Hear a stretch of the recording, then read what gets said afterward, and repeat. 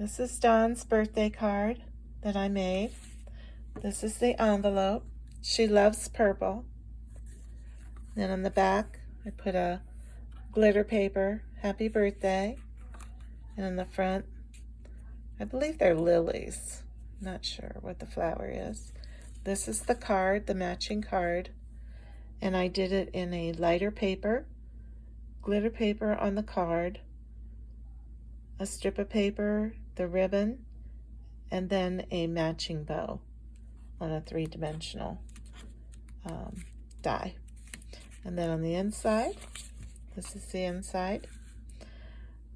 Punched the corners, did a little wording on my computer, printed it out, kind of have it set up for cards.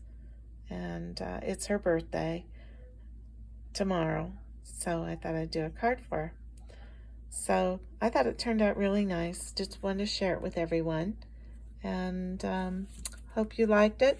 I know she's going to love it. She loves purple. So thank you. Have a good day. Bye.